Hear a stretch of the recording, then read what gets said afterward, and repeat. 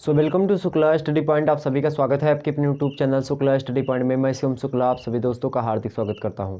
आज की वीडियो के अंतर्गत दोस्तों हम बात करेंगे समाज शास्त्र के तीसरे चैप्टर के बारे में, जो कि मेरे अनुसार जो है डिवाइडेड है। मतलब मैंने अध्ययन की सुविधा के हिसाब से उसको कैटेगराइजेशन किया है। आपके सिलेबस में हालांकि जो है आप देखेंगे तो तीसरा चैप्टर को दूसरा मिलेगा, बट मैंने इसको समाज शास्त्र को पढ़ने का तरीका एक प्रकार से चैप्टर 1 चैप्टर 2 जो डिवाइडेड जो है एक प्रकार से हमने किया है वह अपने हिसाब से किया है। तो ये सब आप जो है बिल्कुल टेंशन में ना हो कि हमारे चैप्टर 1 में है या फिर हमारे चैप्टर 2 में है, आपने 3 में बता दिया।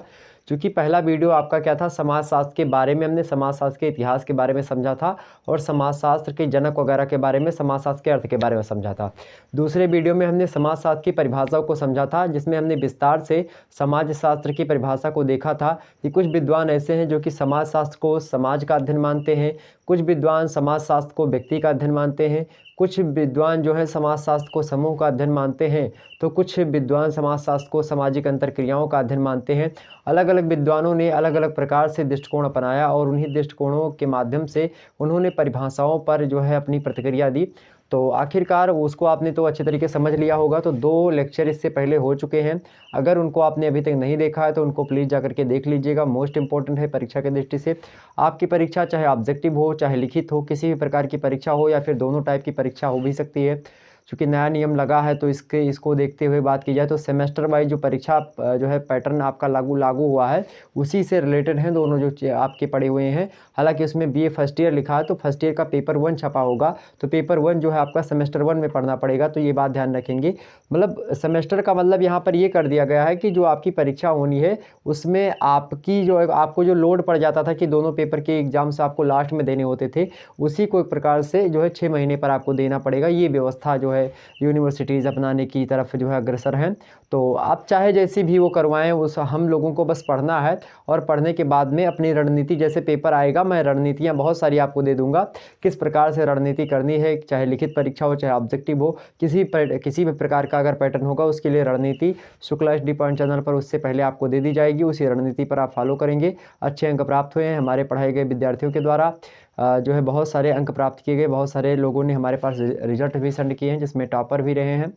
तो किसी दिन टाइम मिलेगा तो जैसे टाइम मिला तो मैं ज़रूर मिलवाऊंगा टॉपर से आपको, ठीक। तो ध्यान रखेंगे और आप सभी का इसी प्रकार से प्रतिक्रिया चाहिए कि आप सभी लोग क्या करें, हमेशा बने रहें और वीडियो को अगर शुरू किया देखना तो लास्ट तक जरूर देखिए। जितने भी लोग हमारे साथ जुड़ चुके हैं सभी लोग फटाफट से एक बार वीडियो को लाइक और शेयर कर दीजिएगा। वीडियो को लाइक और शेयर कर दीजिएगा। बहुत सारे लोग सोच रहे होंगे कि सर जी आप ये नए लुक में कैसे आ गए, दाढ़ी वगैरह सेविंग करवा ली हमने। तो मतलब दुबले पतले बहुत ज़्यादा हैं हम, तो इसीलिए थोड़ा सा चेहरा गड़बड़ लग रहा है, मुझे भी स्क्रीन में देख पा रहा हूँ। चलिए बट कोई बात नहीं, आप लोग पढ़ाई से मतलब रखिए।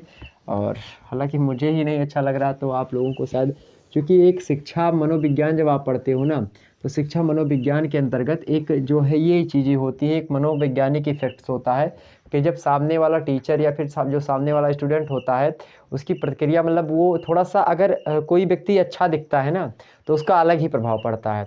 अगर कोई व्यक्ति अच्छा दिखता है तो उसका अलग ही प्रभाव पड़ता है, ये बात आप मान के चलिए। कुछ उसको इफेक्ट ज़रूर पड़ता है और कुछ उसको जो है बढ़ोतरी भी मिल सकती है। इसे इंटरव्यू वगैरह में आप जो है पर्सनालिटी पर भी डिपेंड करता है, वो बॉडी लैंग्वेज और साथ ही साथ आपकी जो है स्ट्रक्चर ऑफ बॉडी कैसी है उस पर भी डिपेंड करता है। हालांकि वो सब अलग की बातें हैं। आइए हम बात कर लेते हैं। तो आज का मेन टॉपिक मेरा क्या है, आइए बात कर लेते हैं। सबसे पहली बात, ये जो लेक्चर है इससे कौन कौन से जो है विद्यार्थी, तो BA first year, BA first semester में लिख देता हूँ,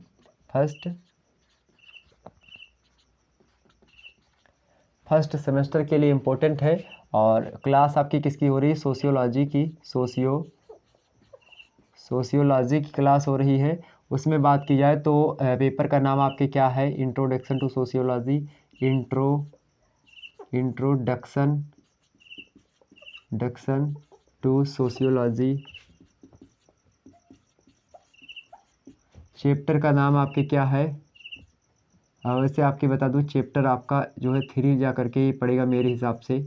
चैप्टर 3 मतलब जितने भी मैं एक वीडियो समाप्त करूंगा उसको चैप्टर में डिवाइड कर दूंगा, सिंपल सी बात है, ये समझो आप, ठीक। तो मतलब पार्ट वार्ट नहीं, चूंकि पार्ट अगर बांट देंगे ना तो आप सब लोगों को क्या होगा, दिक्कत होती है। पार्ट 1 ढूंढो, फिर पार्ट जो है 2 ढूंढो, उसमें बड़ी जो है माथापच्ची होती है। तो इसीलिए जो है हम मैं सीधे सीधे आपको जैसे कि जो जितने पर एक वीडियो मान लेते हैं, एक वीडियो हमने जितनी बनाई उसको एक चैप्टर, दूसरा चैप्टर दो, मतलब कि आपका समाजशास्त्र पूरा होगा, आपको अच्छे तरीके से सारी चीज़ें समझ में आएंगी। चैप्टर 3, अब चैप्टर 3 का आपके नाम यहाँ पर क्या है मुख्यतया हम समझ लेते हैं उसको।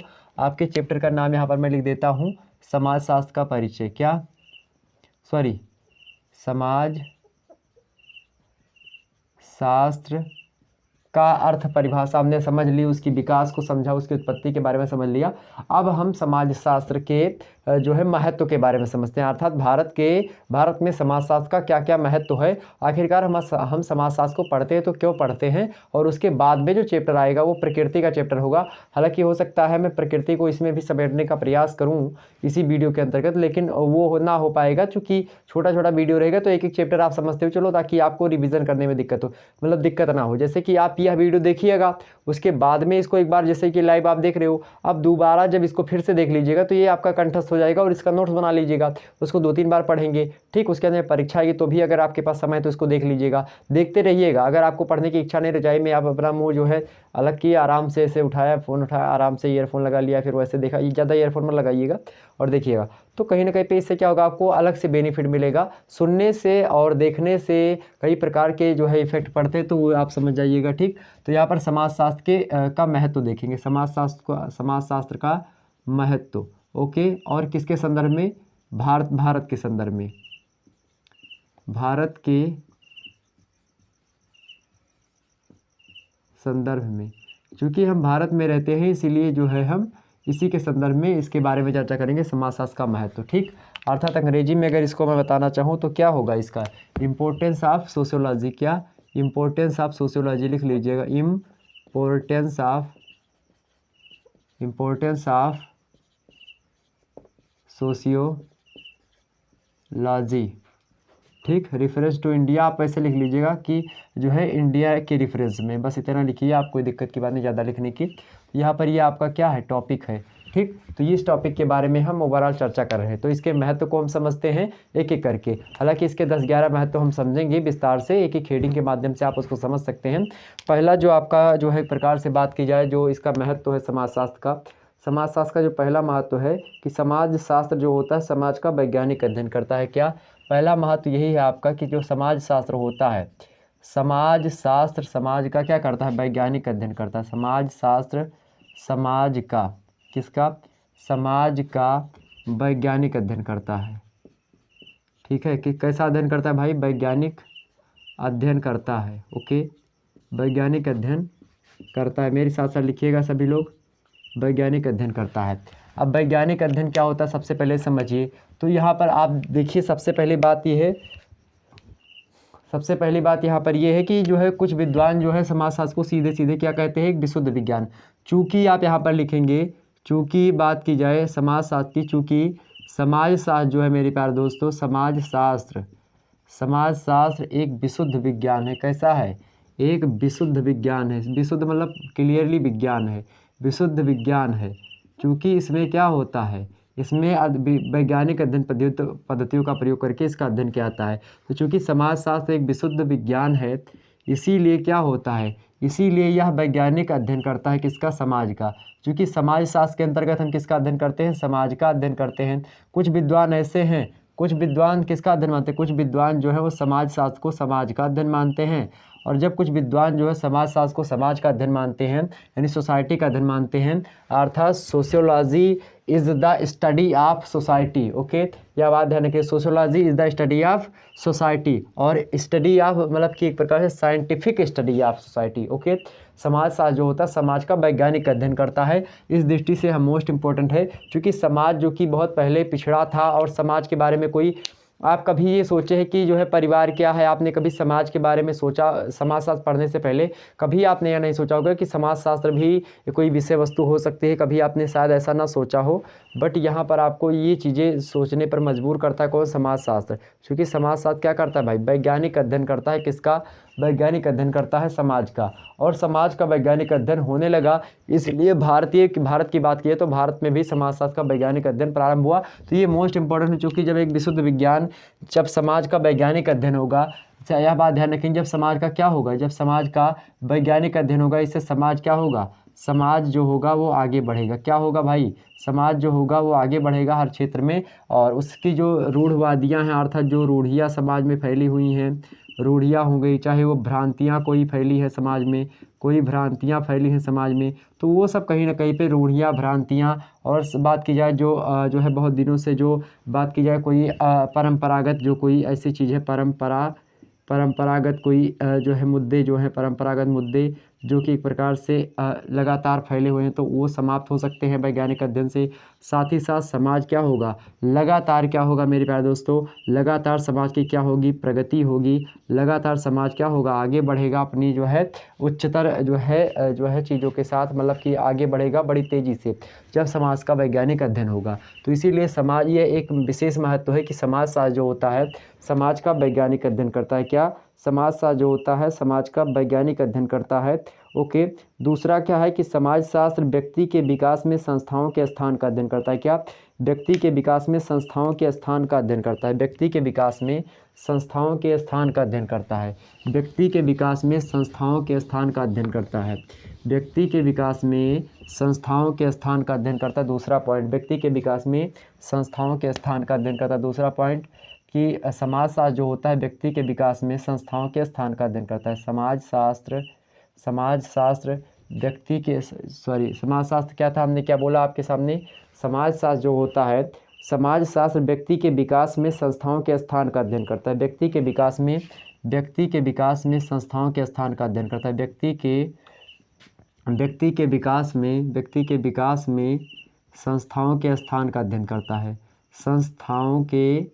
संस्थाओं के विकास का अध्ययन कर संस्थाओं के विकास का अध्ययन करता है। इसका मतलब समझिए, विकास का अध्ययन करता है। ओके, अध्ययन करता 4-6 बार आप बोलेंगे वैसे याद हो जाएगा और सुनेंगे वैसे याद हो जाएगा। तो समाजशास्त्र व्यक्ति के विकास में संस्थाओं के विकास का अध्ययन करता है। इस पॉइंट को थोड़ा सा आपको समझने की परम आवश्यकता है। यहाँ पर समझिए, जैसे कि जो व्यक्ति होता है वो कहीं ना कहीं पे संस्थाओं से उसका विकास होता है। तो व्यक्ति का विकास जो होता है किससे होता है, एक मिनट समझिए, व्यक्ति का जो विकास होता है वह संस्थाओं के माध्यम से होता है। इसीलिए जैसे बात की जाए, अगर शिक्षा की बात की जाए, शिक्षा आपको कहाँ से प्राप्त होती है? एक पहला मुद्दा आप समझिए, शिक्षा जो आपको मिलती कहाँ से मिलती है? स्कूल से मिलती है। और स्कूल क्या है? स्कूल एक संस्था है। और शिक्षा किसको मिलती है? तो व्यक्ति को मिलती है। शिक्षा किसको मिलती है? व्यक्ति को। और शिक्षा के द्वारा जो होता है व्यक्ति का क्या होता है? व्यक्ति का सामाजिक विकास होता है। और साथ ही साथ सामाजिक विकास के साथ ही साथ और क्या होता है? शिक्षा के द्वारा क्या होता है? व्यक्तित्व का विकास होता है। व्यक्ति के क्या होता है? व्यक्तित्व का विकास होता है। व्यक्तित्व का क्या होता है? विकास होता है। साथ ही साथ शिक्षा के माध्यम से बात की जाए, शिक्षा के माध्यम से ही क्या होता है? सामाजिक मापदंड हो गए, सामाजिक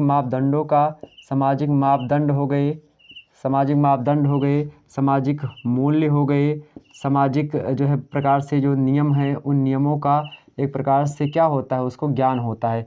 नियमों का, सामाजिक मूल्यों, नियमों का, मापदंडों का ज्ञान होता है। का ज्ञान किससे होता है? शिक्षा के द्वारा ही होता है। आप समझिए थोड़ा सा। और शिक्षा के द्वारा क्या होता है? क्या होता है? व्यक्ति का एक समाजशास्त्रीय परिप्रेक्ष्य में बात की जाए तो व्यक्ति का क्या होता है? शिक्षा के द्वारा ही व्यक्ति का एक प्रकार शिक्षा के द्वारा व्यक्ति का क्या होता है? समाजीकरण होता है। और समाजीकरण को ही क्या कहते हैं? समाजीकरण को क्या कहते हैं अंग्रेजी में? सोशियोलाइजेशन। क्या? सोशियोलाइजेशन। ओके, सोशलाइजेशन जो है एक प्रकार से एक प्रक्रिया होती है जिसके तहत व्यक्ति से व्यक्तित्व बनने का विकास जो होता है वो होता है। अर्थात जो व्यक्ति होता है उसके अंतर्गत सामाजिकता का जो विकास होता है कहीं ना कहीं पे किसके माध्यम से होता है मेरे भाई? तो वो माध्यम जो है आपका कौन सा है? वो माध्यम आपका यही, आप थोड़ा सा क्लियर आपको दिखाई पड़ रहा होगा। तो यहाँ पर देखें, समाजीकरण जो होता है वो शिक्षा के माध्यम से होता है। और शिक्षा हमको मिलती कहाँ से है? तो स्कूलों से मिलती है और साथ ही साथ कॉलेजों से मिलती है। हमको किससे मिलती है? कॉलेजों से मिलती है हमको जो है। साथ ही साथ और बात की जाए, जैसे कॉलेजों के साथ साथ हमको विश्वविद्यालयों से शिक्षा प्राप्त होती है। ठीक है। विद्यालयों से हमको शिक्षा प्राप्त होती है। तो ये सारे के सारे क्या है, संस्थाएं हैं, और उन्हीं संस्थाओं के माध्यम से हमको शिक्षा प्राप्त होती है, जो कि व्यक्ति को प्राप्त होती है। इसीलिए व्यक्ति के विकास में संस्थाओं के विकास का अध्ययन करता है। संस्थाओं के व्यक्ति का विकास करने के लिए संस्थाओं का विकास जो है करता है, संस्थाओं के विकास का जो है अध्ययन करता है कौन, समाजशास्त्र। इसीलिए महत्व है, चूँकि ये इतनी चीज़ें आपके सामने प्रस्तुत हो चुकी दूसरे पॉइंट को लेकर के। इतनी बातें आपकी क्लियर हुई। ये चीज़ें आप देखिएगा कि शिक्षा के द्वारा आपने देखा, और साथ ही साथ और भी तमाम सारे जो है मुद्दे आप देख सकते हैं इसको, जैसे कि शिक्षा जो है शिक्षा के द्वारा स्कूल हो गया। और अब अगर बात की जाए जैसे कि संस्था, जैसे कि व्यक्ति को अगर परिवार की इच्छा है, व्यक्ति को एक प्रकार से बात की जाए परिवार, तो व्यक्ति से परिवार से भी विकास होता है, क्योंकि परिवार क्या है, परिवार भी एक प्रकार से संस्था है, परिवार भी भूमिका निभाती है। तो ये संस्था ही, परिवार क्या है, एक प्रकार से संस्था है, यह भी व्यक्ति का विकास करती है। ठीक, परिवार भी संस्था है। परिवार के साथ साथ क्या है, समुदाय भी एक संस्था है। समुदाय भी एक प्रकार से क्या है, समुदाय संस्था। और समुदाय में क्या बनते हैं, आपके संघ बनते हैं। समुदाय में आपके संघ बनते हैं, तो संघ का विकास। तो इस तरीके से आप समझ सकते हैं कि कई प्रकार की चीज़ें होती है। परिवार हो गया और विवाह हो गया, विवाह भी एक संस्था होती है। विवाह के द्वारा भी आप देखते हैं व्यक्ति का विकास ही होता है। आप देखते हैं जैसे कि परिवार मतलब विवाह हो गया, विवाह क्या होता है, समाज के द्वारा। विवाह की भाषा अगर बात की जाए तो समाज के द्वारा जब दो व्यक्तियों को एक प्रकार से, एक मेल है और एक फीमेल है, और मेल और फीमेल को एक प्रकार से समाज के द्वारा जब क्या प्राप्त हो जाती है, स्वीकृति प्राप्त हो जाती है, समाज की स्वीकृति प्राप्त हो जाती है, तब उनका विकास होता है। और इनसे जो बच्चे होते हैं वो सृष्टि को आगे बढ़ाते हैं। इसलिए जो है ये बच्चे जो होते हैं वो जायज़ बच्चे कहलाते हैं। ठीक है, जायज़। ठीक, और एक होते हैं नाजायज़ बच्चे। और नाजायज़ बच्चों का तात्पर्य यहाँ से ये होता है कि जैसे कि बात की है जिसको समाज की स्वीकृति ना प्राप्त हो। अभी ज़रूरी नहीं, अब विवाह जो होता है एक प्रकार से एक सामाजिक से, मुस्लिम विवाहों में क्या होता है, सामाजिक समझौता होता है। ये क्या होता है, सामाजिक समझौता होता है विवाह। और जब विवाह सामाजिक समझौता होता है मेरे प्यारे दोस्तों, इसीलिए जब विवाह सामाजिक समझौता होता है आपका, तो समझौता जो होता है कभी भी टूट सकता है। इसलिए मुस्लिमों में तलाक की व्यवस्था भी आपकी देख सकते हैं, तलाक की व्यवस्था मुस्लिमों में होती है। लेकिन हिंदुओं में तलाक ऐसी व्यवस्था नहीं थी। लेकिन 1955 ईस्वी की बात की जाए, 1955 ईस्वी में जो है विशेष जो है हिंदू विवाह अधिनियम, यानी हिंदू मैरिज एक्ट जो आया, हिंदू विवाह अधिनियम आया। उसी हिंदू विवाह अधिनियम के तहत जो है यहाँ पर भी विवाह विच्छेद का एक प्रकार से विवाह विच्छेद, चूँकि तलाक जो है उर्दू भाषा का शब्द है, इसीलिए यहाँ पर विवाह विच्छेद जो होता है, विच्छेद मतलब होता है टूट जाना।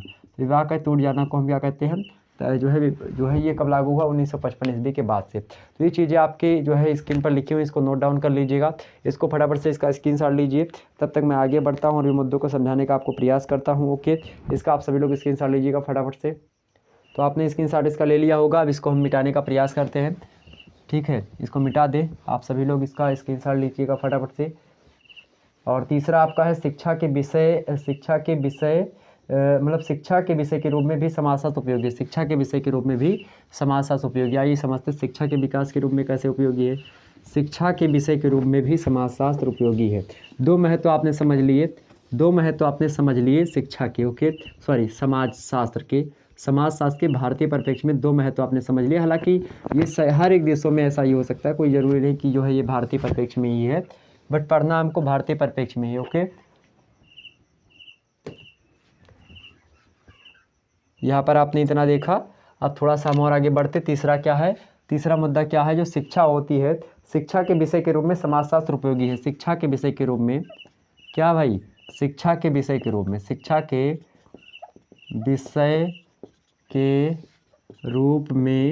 समाजशास्त्र उपयोगी है। में भी लिख लीजिए आप, में भी समाजशास्त्र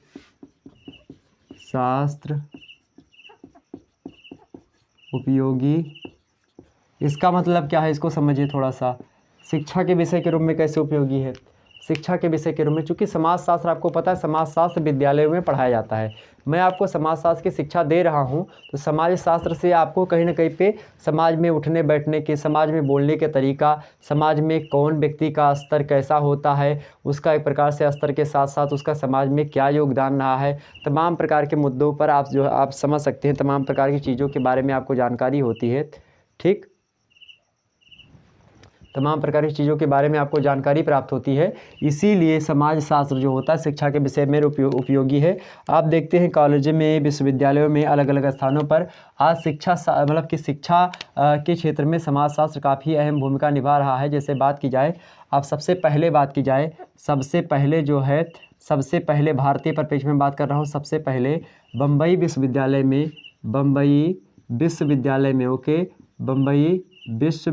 में जो है समाजशास्त्र का अध्ययन प्रारंभ हुआ। कहाँ पर? हमने शुरुआत में ही बता दिया था, बम्बई विश्वविद्यालय में।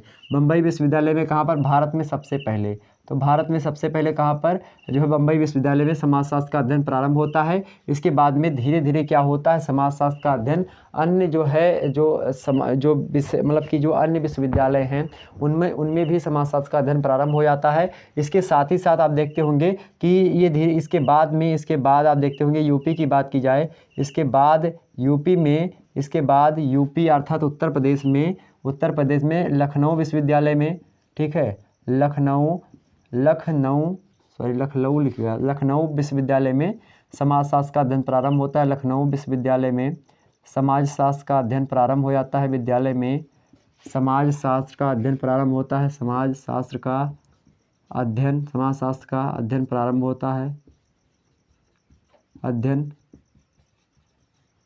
होता है।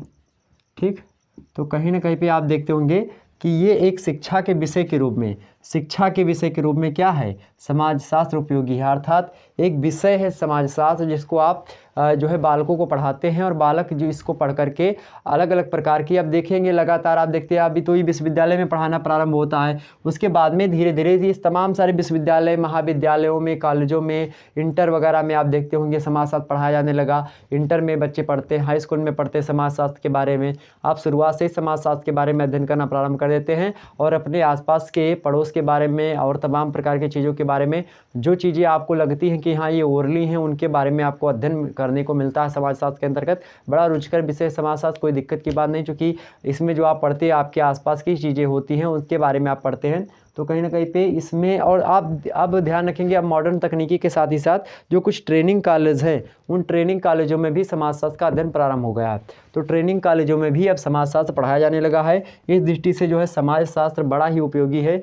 तो समाजशास्त्र क्या है, शिक्षा के दृष्टि से अर्थात शिक्षा के विषय के रूप में भी समाजशास्त्र उपयोगी है। तो ये तीसरा महत्व होगा उसका। चौथा महत्व आपके सामने क्या है, चौथा महत्व है राष्ट्रीय एकता में सहायक। इसका स्क्रीनशॉट एक बार लीजिए सभी लोग, इसका स्क्रीनशॉट लीजिएगा। स्क्रीनशॉट हो गया आपका। चलिए इसको मिटाते हैं, उसके बाद में अगले जो है हम समाजशास्त्र के महत्व के बारे में समझते हैं। अब आइए बात कर लेते हैं चौथा जो है सबसे महत्वपूर्ण, जो कि है जिसका मुख्य पर्पज है अपने जो है देशवासियों को एकता के सूत्रपात में जो है बांधने का भी कार्य करता समाजशास्त्र। एकता के सूत्रपात में बांधने का कार्य करता समाजशास्त्र। अर्थात आप क्या लिखेंगे कि राष्ट्रीय एकता में सहायक होता है क्या, समाजशास्त्र। किसके एकता में भाई, तो राष्ट्रीय एकता में। चौथा पॉइंट क्या है, राष्ट्रीय समाजशास्त्र राष्ट्रीय एकता में सहायक है। ऐसे लिखिए, समाज शास्त्र राष्ट्रीय एकता में सहायक है। क्या, राष्ट्रीय एकता में सहायक है। क्या है, समाजशास्त्र राष्ट्रीय एकता में क्या है, सहायता प्रदान करता है। फिर सहायक है, आप ऐसे लिखिए, सहायक है। और आज तो दीपावली है, आप सभी को खुश होना चाहिए बहुत ज़्यादा। और आप सभी लोग पटाखे फोड़ के आए होंगे, पता होगा मुझे, तो पटाखे फोड़ करके आए हैं। हालांकि हमने सोचा था आज की क्लास आपकी ना लूँ, लेकिन फिर भी मन नहीं माना। और आप लोग पढ़ लीजिए, दीपावली का ऑफ़र ही समझ करके पढ़ लीजिए इसको।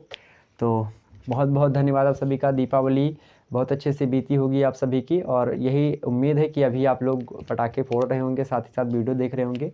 अगर वीडियो देखने का मन ना हो तो वीडियो चला के फ़ोन में आप लोग जाए पटाखे फोड़ लीजिए, अभी भी मिठाई खाइए खूब, ठीक है। वैसे दीपावली के दिन पढ़ना चाहिए ताकि आपको अन्य जो दिन हैं उनमें भी आप पढ़ें। और आज एक संकल्प लें कि आपको परीक्षा में अच्छे अंक प्राप्त करने हैं। डेली कम से कम नहीं तो शुक्ला स्टडी पॉइंट चैनल की चाहे आप पुरानी वीडियोज़ हैं उनको आप डेली एक आध दो बार देख लिया करिए, ताकि इससे क्या होगा, आपका जो तारतम्यता बनी रहेगी। जैसे किसी दिन हो सकता है सोशियोलॉजी क्लास हो जाए तो किसी दिन पॉलिटिकल साइंस की क्लास मैं दे दूँ, तो ऐसी स्थिति में क्या होता है कि आपका तारतम्य जो होता है थोड़ा बिगड़ जाता है। इसीलिए बिगड़ने ना पाए, क्योंकि मुझे सबको देखना है, तो कुछ क्लासेस सब आप समाजशास्त्र की हो जाएंगी, कुछ सोशियोलॉजी की, कुछ पॉलिटिकल साइंस की, और कुछ जो है अन्य जो है अर्थशास्त्र की हो गई, इकोनॉमिक्स की हो गई, सॉरी इकोनॉमिक्स अर्थशास्त्र एक ही बातें हैं। तो अन्य अलग अलग जो सब्जेक्ट हैं, अलग अलग तरीके से क्लासेस हिंदी वगैरह की, और भी तमाम सारे सब्जेक्ट जो हमको हमारे पास हैं, सभी के बारे में जो भी आपके रिक्वायरमेंट होती है मैं उसको देने का प्रयास करता हूँ। तो इस पर आप लोगों जो है क्या करेंगे, सभी लोग आसानी से पढ़ेंगे। ठीक, तो जो पुरानी वीडियोज़ मेरी पढ़ी हों उनको भी देख लीजिएगा। पेपर 1 नाम से पढ़ी होंगी, वो समाजशास्त्र पढ़ लीजिएगा, पूरा का पूरा सिलेबस हमने बता रखा है, उसको पढ़ेंगे। ठीक है, चलिए उसको पढ़ लीजिएगा आप सभी लोग, चूँकि वह भी इंपॉर्टेंट है आपकी परीक्षा की दृष्टि से। वो सेमेस्टर वाइज ही पेपर 1 जितना हमने पढ़ा है वो सेमेस्टर 1 का ही है। ओके, तो उसको देख लीजिएगा। तो हम समाजशास्त्र राष्ट्रीय एकता में सहायक कैसे सिद्ध है, क्योंकि आज की बात की जाए, आज राष्ट्रीय एकता के बारे में बात की जाए, राष्ट्रीय एकता का मतलब क्या होता है कि विश्व स्तर पर क्या हो, सभी लोग एक हो, जातिवाद, क्षेत्रवाद, संप्रदायवाद, इन सभी को भुला करके, धर्मवाद, इन सभी को भुला करके लोग क्या करें, एकता मतलब एक प्रकार से सभी लोग एक दृष्टि से देखें, एक दृष्टि से सोचिए। आज देखें भारत में क्या है, आज आप लगातार देखते होंगे, आज अभी इससे पहले जब आपने देखा होगा कि मोहम्मद शमी थे, अभी मैं बात कर लूँ, हाल ही का मुद्दा है मोहम्मद शमी अभी जो है हाल ही में पाकिस्तान के बॉलरों मतलब कि पाकिस्तान के जो बल्लेबाज हैं उन्होंने लास्ट में बात की, शमी को बॉलिंग मिली और उसी ओवर में जो है ज़्यादा रन पिटवा दिए। तो कोई जो बॉलर जो होता है वो अपने कैरियर जो है पर फोकस करता है, और अपने देश पर भी फोकस करता है। तो कैरियर जो है वो सोचते, कोई भी बॉलर या फिर बैटर ये नहीं चाहेगा, मतलब बैट्समैन जो होगा वो नहीं चाहेगा कि जो है उसका जो है परफॉर्मेंस गंदा हो या फिर अच्छा ना हो। तो बट जो है तो इसमें क्या हुआ, शमी को लोग जो है वहाँ पर ट्रोल करने लगे, या फिर विराट कोहली की बात करें तो विराट जी को हो, या फिर जो है बात की जाए रोहित शर्मा या फिर महेंद्र सिंह धोनी, कई व्यक्तियों पर टारगेट रखा गया था जो है। बट आपने देखा होगा कल का मैच उन्होंने जीता, अच्छे रन से जीता। तो कहीं ना कहीं पे ये होता है कि कभी कभी जो है लक नहीं साथ देता लोगों का। तो ऐसे समय मतलब मैं धर्मवाद की मैं बात नहीं कर रहा हूँ, तो इसको किसी पर कि गद्दार कहना किसी को या फिर कि क्या चीज़ें, ये सब जो है शोभा नहीं देती। क्या मतलब वो एक मैच में नहीं चल पाए तो क्या वो गद्दार हो गए?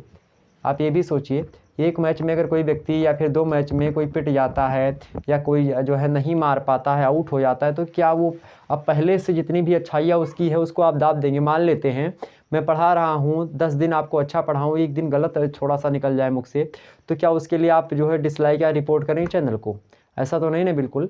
तो ऐसे हर व्यक्ति के आप 10 दिन आप अच्छा कार्य करें और एक दिन आप अच्छा कार्य ना करें, एक दिन आपकी तबीयत खराब हो जाए और आप अच्छे कार्य ना करें, मान लेते हैं एक दिन आप अच्छे कार्य ना करें और आप घर पर अपने बैठे हो, आपके पिताजी आपको क्या करेंगे? आप घर से भगा दें क्या? घर से निकाल दें आपको गद्दार कह के? कैसा लगेगा आपको? तो ऐसी स्थिति में आपको ऐसा बिल्कुल भी नहीं सोचना चाहिए किसी जो है प्रति।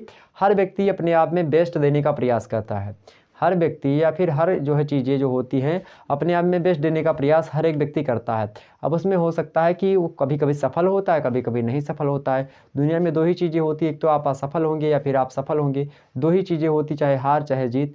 तो आप इस पे जो है आप घबराइए मत, अपना मनोबल डाउन मत करिए। तो आज क्या है, भारत में की मैं बात करूं तो भारत में चूंकि ये सब मुद्दा थोड़ा सा आपको पढ़ना पड़ेगा खोल करके, चूंकि आप समाजशास्त्र पढ़ रहे हैं। तो समाजशास्त्र जो होता है समाज के बारे में अध्ययन करता है, और समाज जो होता है सामाजिक संबंधों का जाल होता है, और सामाजिक संबंधों में जब भी कोई हेर फेर होगा, कोई उलट फेर होगा, तो उसी का अध्ययन करेगा समाजशास्त्र। ठीक, अब आज भारत में बात की जाए, सबसे पहला मुद्दा क्या है, जातिवाद बहुत फैला हुआ है। क्या फैला हुआ है भाई? सबसे पहला मुद्दा आपका जातिवाद हो गया। दूसरा मुद्दा अगर मैं बात करूं, जातिवाद के साथ साथ आप देखेंगे संप्रदायवाद। ओके, संप्रदायवाद हो गया। संप्रदायवाद के साथ साथ आप देखेंगे क्षेत्रवाद की समस्या। क्या भाई? क्षेत्रवाद। ओके, क्षेत्रवाद की समस्या भारत में जटिलता के साथ है। ठीक, इसी के साथ साथ आप देखेंगे बहुसंख्यकवाद। क्या होगा? बहुसंख्यकवाद हो गया। या इसी प्रकार से जो है जो अल्पसंख्यक हैं उन पर जो है कई प्रकार की चीज़ें, जातिवाद, क्षेत्रवाद, संप्रदायवाद, या इसी प्रकार से कई प्रकार के जो वाद चलते हैं आप देखते होंगे। जातिवाद में बहुत सारे जो है आप देखेंगे कि हाँ ये जो है ब्राह्मण सभा है, कोई ये क्षत्रिय सभा है, ये यादव सभा है, ये वैश्य सभा है, इसी प्रकार से कई आपने देखा होगा जाति संबंधित। तो ये सब क्या है, ये सब क्या होता है, समाज को तोड़ने की एक प्रकार साजिश है। आप देखेंगे, मान लेते हैं अभी मैं बात कर रहा हूँ जातिवाद की। जातिवाद में मान लेते हैं कि हिंदू लोग हैं, हिंदू धर्म के लोगों की, अब उसमें क्या होती है, जाति व्यवस्था है। अब जाति व्यवस्था में होता क्या है, कुछ उच्च वर्ग की जातियाँ हैं, तो उच्च वर्ग की जातियाँ जो सोचती हैं कि हाँ उच्च वर्ग की जातियाँ जो हैं उनको आरक्षण नहीं प्राप्त है। अब जब उनको आरक्षण नहीं मिला हुआ है तो, और चूँकि जो है जो निम्न वर्ग की जाति हैं उनको आरक्षण मिल गया, और जब उनको आरक्षण मिल गया मेरे भाई, उनको आरक्षण मिल गया, तो ये लोग क्या हो रहे हैं, हर क्षेत्रों में थोड़ा सा ये लोग थोड़ा सा पीछे रह पा रहे हैं, मतलब उच्च वर्ग के लोग, बट ये भी अच्छा कार्य कर रहे हैं। चूँकि आरक्षण उनको देना उचित था, और कहाँ तक उचित है कहाँ तक अनुचित है इस बात पर मैं चर्चा नहीं करूँगा, क्योंकि ये डिबेट वाला विषय है, तो इस पर बहुत सारे लोगों को अच्छा लगेगा, बहुत सारे लोगों को बुरा लगेगा। हालांकि ये मुद्दा डिबेट का है, बहुत लंबा डिबेट इस पर खींच सकता है, किसी दिन चर्चा करूँगा। जब जातिवाद में पढ़ाऊँगा BS सेकंड ईयर में आपको, तो विस्तार से चर्चा कर दूँगा जातिवाद के बारे में। हालांकि जातिवाद एक समस्या है समाज की, जातिवाद एक जटिल समस्या है, जो कि आप Indian society issues and problems जो आपका चैप्टर होता है, पेपर होता है, आप सेकंड ईयर में पढ़ते थे उसको, तो हालांकि आप सेकंड या फिर थर्ड सेमेस्टर में आपको पढ़ना पड़ेगा आगे चल करके, तो उसको हम देखेंगे आगे चल करके, तो उसमें परेशान मत होइए।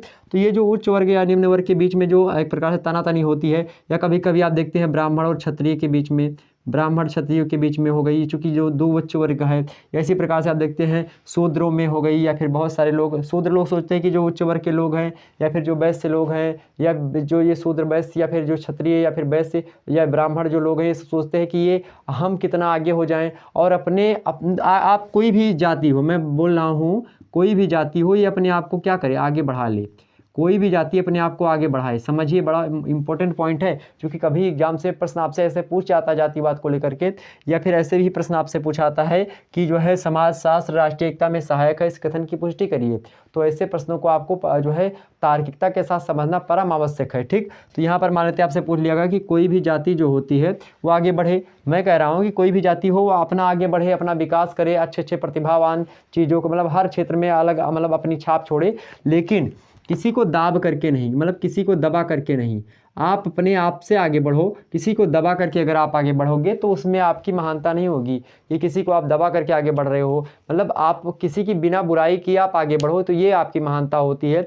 अब ऐसा नहीं कि किसी की बुराई करके आप आगे बढ़ रहे हो, या किसी को फर्जी में जो है कोई चीज़ करके छल का प्रयोग करके या फिर छल करके आगे बढ़ रहे हो, तो ये चीज़ें आपको नहीं करनी है।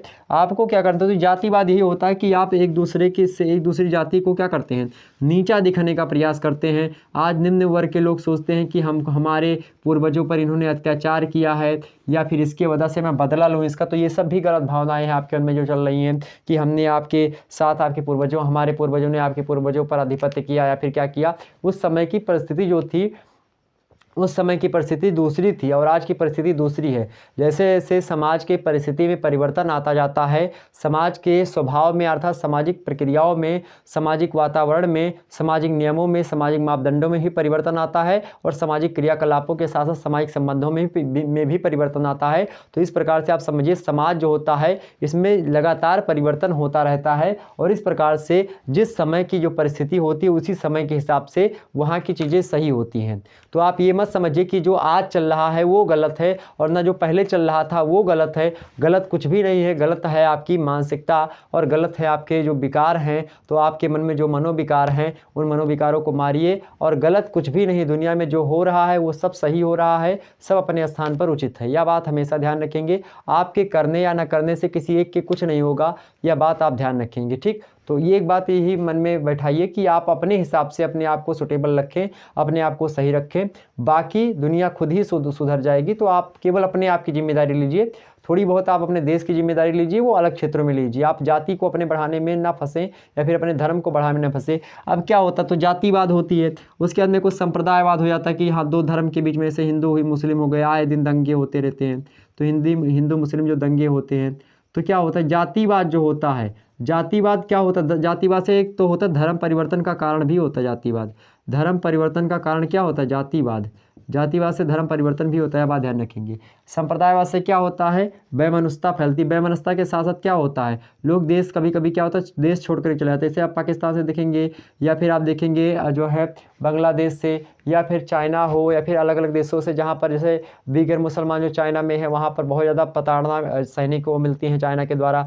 कई प्रकार की चीज़ें वहाँ पर मंदिरों की जो है जो मस्जिदें जो होती हैं, मस्जिद जो होती है उसके जो मीनार होती है किनारे किनारे उसको भी उड़वा दे रहा है। वो चाइनीज़ शैली में जो चौकोर शैली होती है, चाइनीज़ की शैली कैसी होती है, चौकोर शैली होती है, उसका दरवाज़ा ऐसे बनता है। जबकि जो मुस्लिम वाला जो दरवाज़ा है वो कुछ इस प्रकार से ऐसे बनता है, मतलब ऐसा नहीं, थोड़ा सा मतलब एक प्रकार से ये वाला ये ऐसे बनता है, थोड़ा सा ऐसे उठ जाता है, फिर ऐसे करके कुछ ऐसे बनता है मुस्लिम का। तो उसमें जो है ये जो द्वार होता है मुख्य वाला मस्जिद का, तो ये ऐसे कुछ बनता है। और जो चाइना का ये ऐसे बनता है, वहाँ पर जो है उर्दू वगैरह में नहीं, वो चाइनीज़ भाषा में यहाँ पर लिखवा। तो कई प्रकार के जो है प्रताड़ित जो है चीज़ें हो रही हैं। तो हालांकि ये सब क्या है, संप्रदायवाद जो है होता है। तो इसके कारण से अगर किसी देश में संप्रदायवाद बढ़ता है तो वो चीज़ें समझिए आपकी कि दो धर्मों के बीच में जब कोई विवाद होता है तो वही संप्रदायवाद होता है। संप्रदायवाद आई और भी कई प्रकार से आप देख सकते हैं। बहुसंख्यकवाद यहाँ पर देखिएगा, अब बहुसंख्यक कोई जो है संख्या में अधिक है, अर्थात हिंदू संख्या में अधिक है। हालांकि हिंदू संख्या में अधिक है तो ऐसा जो है यहाँ पर भारत में नहीं देखने को मिला कि हिंदुओं ने मुसलमानों पर अत्याचार किया हो, ये आप नहीं देख सकते हैं।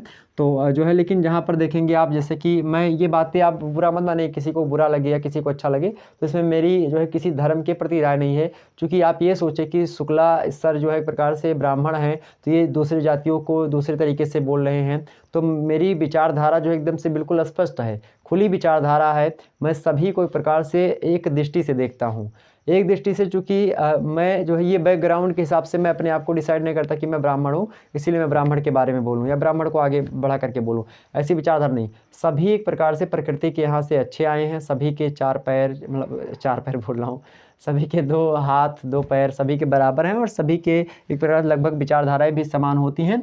बस उनके जो एक प्रकार से जो कुछ आनुवांशिक प्रभाव अवश्य पड़ता है, कुछ आनुवांशिक प्रभाव पड़ता है, साथ ही साथ कुछ समाज का भी प्रभाव पड़ता है, कुछ उनके माता पिता का प्रभाव पड़ता है और कुछ क्रीड़ा समूह का, कुछ विद्यालयों का प्रभाव पड़ता है। कई प्रकार के प्रभाव से आगे बढ़ते लोग। तो बहुसंख्यक में आप जहाँ पर देखेंगे मुस्लिम्स लोग होते हैं, जैसे कि पाकिस्तान हुआ, अफगानिस्तान में आपने देखा होगा तमाम सारा बवाल मचा और जो है तालिबान ने वहाँ पर कब्जा कर लिया। तो कहीं पर ये बहुसंख्यकवाद है, मतलब जो धर्म या फिर जो चीज़ें संख्या में अधिक हो, मान लेते जहाँ पर धर्म की संख्या अधिक है, हिंदू धर्म की जनसंख्या जहाँ पर अधिक है, वो छोटी जनसंख्या अर्थात मुस्लिम सिख ईसाई यहाँ पर उन पर अत्याचार करें तो बहुसंख्यकवाद होता है, या फिर अपनी विचारधारा को मनवाएं ज़बरदस्ती।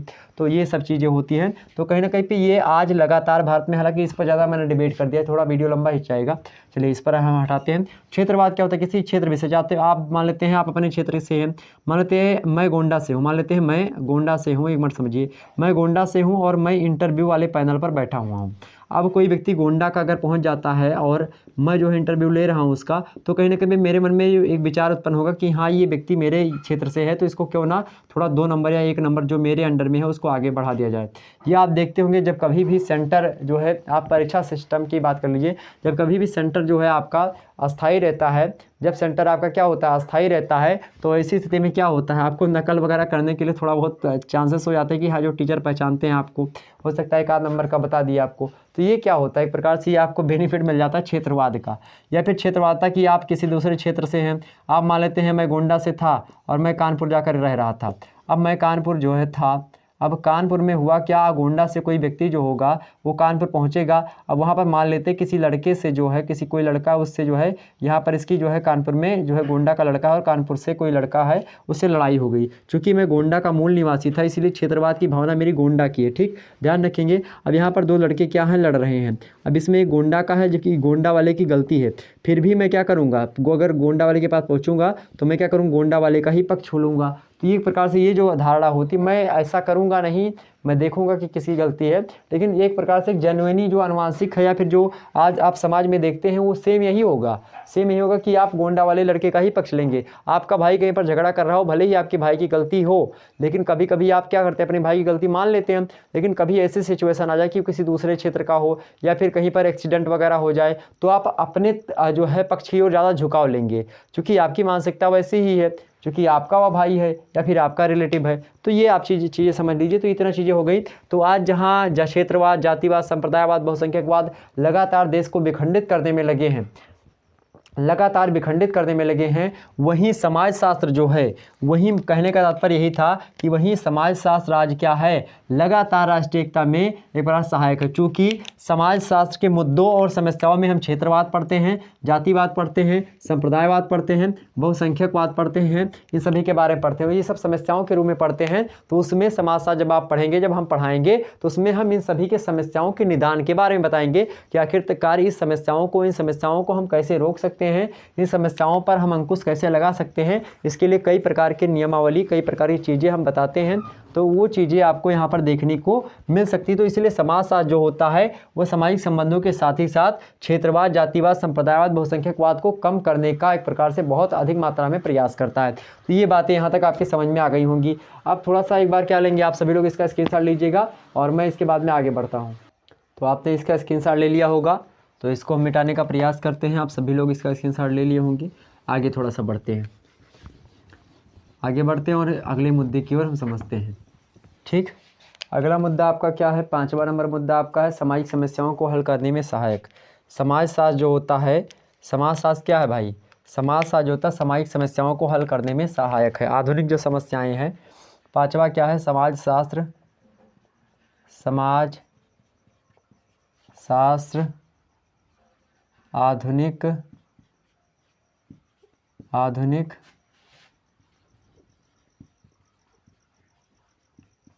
समस्याओं को हल करने में सहायक,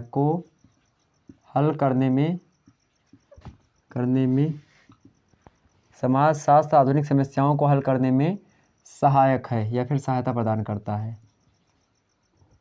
सहायक है, ऐसे लिखिए, सहायक है। तो ये बात समझिए, समाजशास्त्र जो है आधुनिक समस्याओं को या आधुनिक जो है सामाजिक समस्याओं को, यहाँ पर एक शब्द आप सामाजिक कर लीजिएगा, ठीक है, क्या कर लीजिएगा, सामाजिक कर लीजिएगा, ज़्यादा बेटर रहेगा। तो ये सामाजिक समस्याएं हैं जो इनको हल करने में सहायता प्रदान करता है। कौन, समाजशास्त्र। क्या करता है, समाजशास्त्र सहायता प्रदान करता है। कौन सी समस्या, मतलब सामाजिक समस्याओं को हल करने में सहायता प्रदान करता है। जैसे हमने बताया जो क्षेत्रवाद, ये सब समस्याएं हैं, जाति को लेकर के, वर्ग को लेकर के, इनमें संघर्ष होता है, चाहे अंतरपीढ़ी संघर्ष हो, आप देखेंगे तमाम प्रकार के। जैसे कि बात करें समस्या की, सामाजिक समस्या की, जैसे कि बात करें सामाजिक समस्याओं की, तो जैसे मान लेते हैं एक हो गया जातिवाद हो गया, ये तो हमने बताया, आप लिख लीजिएगा, जातिवाद सामाजिक समस्या है। वर्ग और जो जातिवाद हो गया, वर्ग संघर्ष हो गया, क्या, वर्ग संघर्ष हो गया, ठीक है, संघर्ष हो गया, वर्ग संघर्ष हो गया। इसी के साथ साथ आप देखेंगे जो है अल्पसंख्यकों की समस्या, क्या, अल्पसंख्यकों की समस्या, अल्पसंख्यकों की जो है बहुत सारी समस्याएं, अल्पसंख्यकों की समस्याएं, इन सभी समस्याओं को हल करने में क्या है, समाजशास्त्र सहायक है। इसी के साथ साथ अन्य, अगर मैं बात करूं अन्य सामाजिक समस्याओं की, अगर मैं बात करूं तो अन्य भी तमाम सारी सामाजिक समस्याएं, जैसे कि आप बात कर सकते हैं जो अल्पसंख्यक समस्याएं हो गई, और निर्धनता भी एक प्रकार से क्या है, समस्या है, निर्धनता एक समस्या है। इसके साथ साथ आप समस्या की अगर मैं बात करूं तो निर्धनता के साथ साथ आप देखेंगे जो है जो मद्यपान है, ये भी एक समस्या है, मद्यपान हो गया, ठीक है। अपराध भी एक क्या है, समस्या है, अपराध भी एक क्या है, समस्या है और सामाजिक समस्या है, और अपराध को हल करने में भी सहायक है। मद्यपान हो गया, और ये हो गया आपका जो है अपराध हो गया। इसमें आप साइबर क्राइम भी रोक सकते हैं, साइबर क्राइम को रोकने में भी समाजशास्त्र उपयोगी है। साइबर अपराध हो गया, और अपराध के कई जो है बाल अपराध हो गया, साइबर अपराध हो गया, श्वेत व्यसन अपराध है, सफेद पोष अपराध जो नेता मंत्री करते हैं, ठीक है, या फिर जो उच्च वर्ग के लोग करते हैं, ऐसा कहिए, ज़्यादा नेता मंत्री पर फोकस नहीं करते हैं, नहीं तो गड़बड़ हो जाएगा। चलिए, तो यहाँ पर देखेंगे क्या गड़बड़ हो जाएगा, उसमें कोई प्रॉब्लम नहीं। अपराध कौन करता है, सफ़ेद पोष अपराधी कौन होता है, ऐसा अपराध जो कि सफ़ेद कपड़े वाले करे, तो सफ़ेद कपड़ा कौन पहनता है, आप समझिए। सब अब ये मत कहिएगा ट्रेन वाला टीटी पहनता है सफ़ेद कपड़ा। तो यहाँ पर देखेंगे तो निर्धनता हो गया, मद्यपान हो गया, अपराध हो गया, साइबर अपराध हो गया, इसी प्रकार से कई प्रकार की और समस्याएं, जैसे कि आप देखेंगे घर में, जैसे कि घरेलू हिंसा हो गई आपकी, घरेलू हिंसा, ठीक है, ये सब क्या है, ये सब सामाजिक अपराध ही, घरेलू हिंसा हो गई। इसी के साथ साथ आप देख लीजिएगा घरेलू हिंसा के साथ साथ जो है बुज़ुर्गों की बहुत सारी समस्याएं, आज के जो है बुज़ुर्गों की समस्या है, किसकी, बुजुर्ग का अर्थ है जो वृद्ध जो है व्यक्ति हैं, उनकी समस्याएं जो है, बुजुर्गों की समस्याएं बहुत ज़्यादा हैं, ठीक। इसी के साथ साथ जो है वो जो है अंतर पीढ़ी संघर्ष, क्या, अंतः पीढ़ी संघर्ष और अंतर पीढ़ी एवं अंतर पीढ़ी संघर्ष, ठीक है, अंतर पीढ़ी संघर्ष, पीढ़ी। तो ये बहुत सारी जटिल समस्याएं हैं। और आप देखेंगे जैसे कि अब मैं बात करूं और भी समस्याएं आप लिख लीजिए समाज की, जैसे कि बात करूं अगर और समस्याओं की, तो और समस्याएं आपकी कौन सी आएंगी भाई, दिखाई पड़ रहा हो ना, तो और भी समस्याएं, हाँ बिल्कुल दिखाई पड़ेगा। तो और भी समस्याएं जैसे कि अगर मैं बात बताना चाहूँ आपको, जैसे कि आप देखिए एक तो हो गया जो है आत्महत्या की भी एक समस्या है, आत्महत्या की समस्या हो गया। आत्महत्या के साथ साथ आप देखेंगे विवाह विच्छेद की समस्या, क्या विवाह विच्छेद अर्थात तलाक भी एक समस्या हो गई है आजकल, विवाह विच्छेद की भी समस्या है। ठीक है, विवाह विच्छेद भी एक समस्या ही है। और इसी के साथ बहुत सारी और समस्याएं आप देख सकते हैं। ठीक, आतंकवाद तो हमने लिखवा दिया आपके सामने, आतंकवाद नहीं लिखवाया, आतंकवाद लिख लीजिए।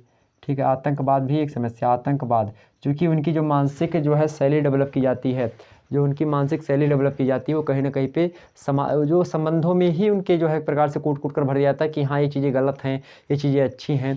तो इस प्रकार से जो है वो आतंकवाद जो होगा वो भी एक प्रकार से समाज की जटिलतम समस्या ही है। तो आपने तमाम सारे मुद्दे समझे कि जो कि समाज की समस्याएं हैं। इसमें बहुत सारी समस्याएं आप जानते होंगे, बहुत सारी समस्याएं नहीं जानते होंगे। हालांकि इस समस्याओं को आप अभी सभी लोग लिख लीजिएगा, इसको समझने का प्रयास अभी ना करें, क्योंकि ये सारी की सारी समस्याएं आप BA द्वितीय वर्ष में मतलब कि पढ़ते हैं। हालांकि यहाँ पर मैं बता दूं आपको, जातिवाद आपको पता है, वर्ग संघर्ष मतलब दो वर्गों के बीच में जब संघर्ष होता है तो वर्ग संघर्ष होता है।